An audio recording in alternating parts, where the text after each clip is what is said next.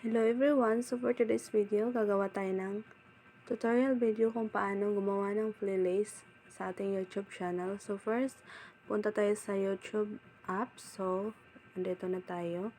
Pindutin natin tong U dito sa baba. Ayan yung picture natin. So, pindutin natin tong picture natin.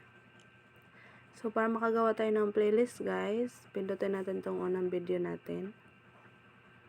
Tapos, save to playlist. Pindutin natin yan.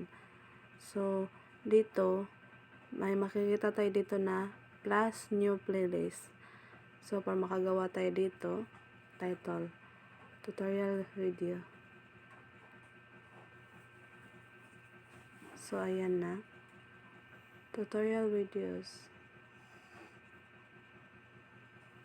So, naka-private siya dito guys. Kailangan, para makita ng mga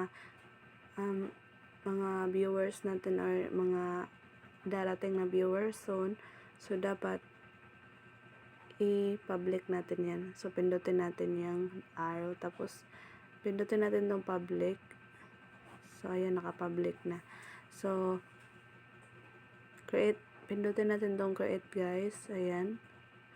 So, ayun na. Ando na siya. Tapos, pindutin natin to ulit tong tatlong tuldok para maipasok natin to sa playlist natin. Save to playlist. So, dito, tutorial videos. Pindutin natin to.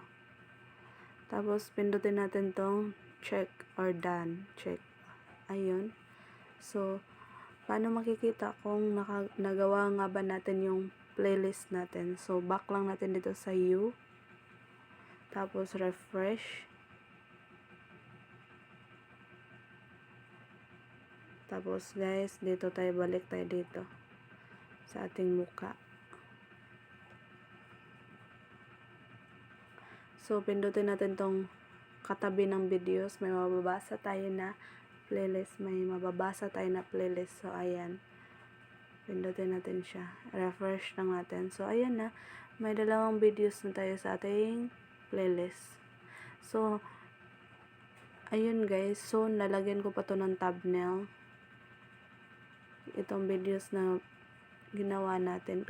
Lalagyan ko ng thumbnail. Tuturuan ko naman kayo next time kung paano gumawa ng thumbnail. So, ayan guys, sana nakatulong tong videos na ginawa ko kung paano gumawa ng playlist. So, ganunin nyo lang guys, napakadali lang. So, sana makatulong to.